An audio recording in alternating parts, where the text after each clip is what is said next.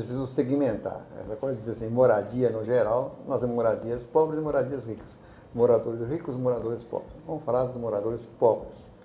E por que o emprego deles não vai para junto deles? Porque moradia e morar é uma decisão individual. Evidentemente, depende das condições de ter casa ou onde, mas quem decide é a pessoa que vai morar. Quando muito, sozinho ou com a família. Emprego não vai sozinho. Emprego vai com o empregador. Então não adianta dizer o seguinte, por que o emprego não vai para junto da moradia? Porque o emprego não anda sozinho. Quem leva o emprego é o empregador. Então, uma pergunta assim, por que o empregador não vai para junto de onde moram os seus empregados? Porque o empregador quer, em primeiro lugar, morar bem. Ir para uma comunidade que é dominada pela pobreza não é o lugar onde ele quer morar. Mesmo quando ele quer morar, muitas vezes a família não deixa. Vai dizer o seguinte, é um lugar inseguro, é violento, não tem escola, não tem posto de saúde. Então, assim, ele quer morar bem e quer trabalhar dentro da sua comunidade. E, portanto, assim, ele vai escolher o lugar próximo ou acessível de onde ele mora, e não onde estão os empregados. Agora, nós temos conversado um pouquinho, até antes do programa, né, Jorge? Sim. Por que o governo não faz também incentivo, não dá um incentivo, seja ele incentivo fiscal, alguma forma para que minimize esse processo e sim, esses empregadores mudem esse local de trabalho? Por que isso não acontece? Porque você tem dois tipos de empregadores. Você tem um empregador, microempresário, médio empresário. Esses, eventualmente, com um benefício fiscal, podem ir. Mas eles levam pouco emprego. Os grandes empregadores, que decidem, inclusive, o local, não são os donos das empresas. Muitas vezes você vai falar, por exemplo, call center. Vai conceder incentivo fiscal para o call center, quem vai ganhar? O acionista. Onde é que está o acionista? No Canadá, nos Estados Unidos, na Inglaterra, na Alemanha, etc. Quem vai decidir é o brasileiro que está aqui, que é um diretor, empregado. Ele não se beneficia com o incentivo fiscal. Quando muito, ele pode ter um ganho de bônus, ou dizer assim, eu tenho esse ou aquela renda, mas incentivo fiscal é para o empresário. O empregador, hoje, necessariamente, não é o empresário, não é o acionista. É por isso que fracassou o plano de Itaquera. Por isso que fracassou a Operação Centro. A Operação Centro, com incentivo fiscal, conseguiu levar 2 microempresários. Um já desistiu, o outro eu não sei, eu não conheço. Um deles eu conheço. E em Itaquera, conseguiu levar também 2. Nenhum mais, e todos pequenos. Só levou agora um grande, por uma condição especial, que é o Itaquerão. Mas esses empresários que você citou, esses exemplos, esses poucos exemplos, eles, um já desistiu, inclusive. Qual é a razão dessa desistência? Quer dizer, você recebe uma proposta de incentivo fiscal por parte da Prefeitura da cidade de São Paulo para instalar sua empresa numa região como Itaquera, que é uma região que é conhecida como cidade dormitório, né? As pessoas não têm emprego lá, elas têm que se deslocar de Itaquera para vir para o centro, para a Zona Sul, para a Zona Norte, para poder trabalhar. Então, aí essa empresa recebe o incentivo fiscal, se instala lá. Qual é a razão que ela não consegue prosperar nesse meio?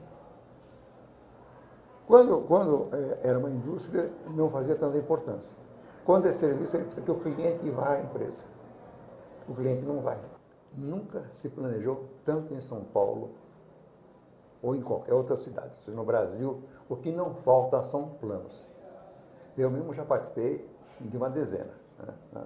O pessoal está vendo aí, sem cabelo branco. Gente. Eu só não participei do plano do Lebré.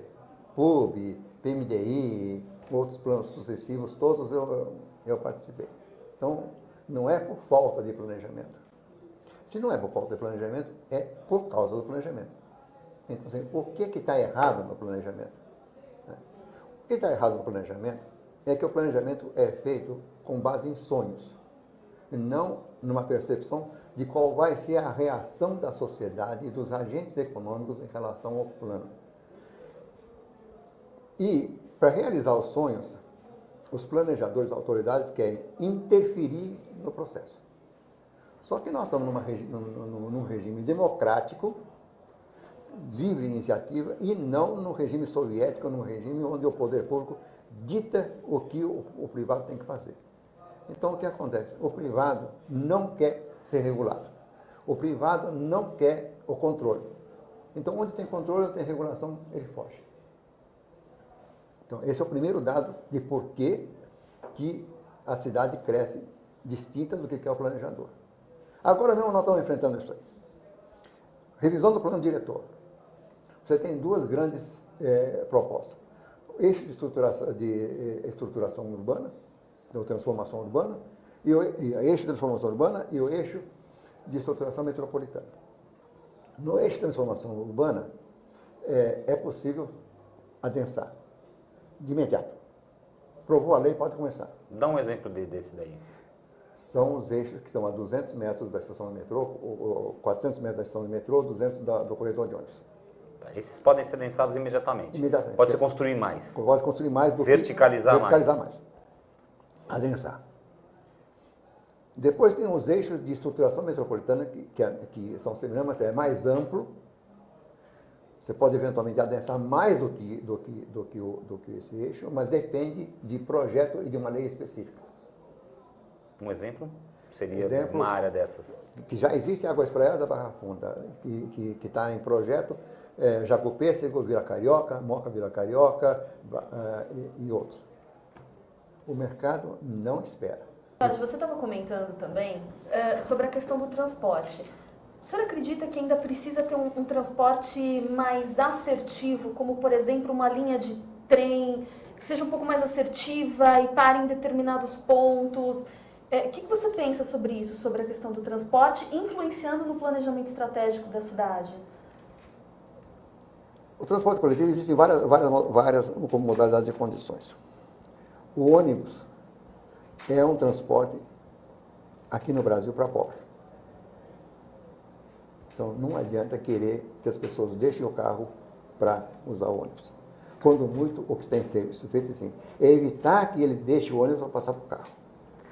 Então, envolve até uma questão cultural também, né? É difícil você mudar para a classe média alta, a classe média, digamos, mais a classe alta. É difícil uma questão cultural de anos e anos e anos de formação, né? Também tem isso também, né? Tem, mas até que você tenha um fato que elas têm influência hoje. Mesmo as pessoas de classe média, tem um período da vida que eles andam de ônibus. Eu tenho 5 filhos. E eu mesmo vivi essa pessoalmente. Eu também sou de classe média, quando eu era moleque, eu andava de ônibus. Até Gisele Bündchen falou que andava de ônibus. Então, quando você... E hoje, acontece o seguinte, quando você chega mais ou menos aos 14 anos, ou um pouco mais, você termina o primeiro grau, né, a família diz, não, agora você já é grande, não vai ser levado de carro. Você pega o ônibus. Ele vai de ônibus, faz o segundo grau de ônibus, até entrar na faculdade. Quando ele entra na faculdade, ele diz, agora eu sou universitário, eu quero meu carro. Tá? Outra questão cultural. A mudança que está vendo hoje é que tem alguns jovens que estão dizendo assim, não, tudo bem, eu não quero carro. Mas é uma minoria. Né? Existe. Até aparece muito na mídia, mas assim, a maior parte ainda continua com essa cultura. E qual é o problema do ônibus? Né? E se fala da qualidade do ônibus, né? Assim como no metrô. É superlotação. Não é o ônibus, ou seja, eu fui consultor, já participei assim, essa discussão, assim, não, vamos pôr música ambiente. Não é isso. Quer dizer, o cara não quer saber de música ambiente ou televisão quando ele está apinhado, está sendo inchado, né? Ou até as mulheres reclamam que estão sendo assediadas. Ou seja, qualidade, né, é comodidade. Não é só rapidez, é comodidade. Então, assim, o ônibus não tem essa condição. Tá? Você vai falar, metrô tem o mesmo problema de qualidade. Mas, de qualquer forma, é o seguinte. As pessoas querem sair de casa e ir para um lugar. A movimentação é intermodal. Não é transporte individual ou coletivo, é individual e coletivo. Vai a pé até a estação de metrô, pega o metrô, depois... Ou pega o carro, vai até a estação de metrô, pega o metrô, depois vai para o trabalho. Ou pega o carro, deixa no estacionamento, vai a pé até o trabalho. Então, o que tem que ser montado dentro da cidade é uma rede de intermodalidade, tá? Com os centros, com essa caracterização de intermodalidade. E aí o que acontece? Se raciocina de forma genérica, diz assim, não pode ter estacionamento, porque estacionamento atrai carro. Bobagem. Então, é uma pergunta que a gente tinha para você aqui. Se os estacionamentos, afinal de contas, são geradores ou inibidores do uso do carro? Como é que você vê essa questão? Estacionamento de graça é gerador de carro. Se tiver estacionamento na via pública e não tiver que pagar nada, a pessoa vai de carro. Se você não tiver estacionamento e for estacionamento caro, ele não vai de carro. Ou seja, essa coisa de assim, não, a gasolina está barata, mas o estacionamento está caro. Então, o que é que acontece? Principalmente nos centros ou até próximos ao metrô. As pessoas vão de madrugada para pegar um lugar. Tem gente que vai trabalhar na Berrini, chega às 6 da manhã, fica 2 horas no carro para poder entrar às 8. Porque se não chegar às 8, às 6, não tem vaga nas ruas próximas. Ou tem que ir muito distante, ou tem que entrar no estacionamento e pagar R$20 a primeira hora, R$50 a diária ou R$400. Então, não dá para fazer isso. E quem tem dinheiro para pagar, em geral, nem paga para o paciente. Tem vaga no prédio onde ele trabalha.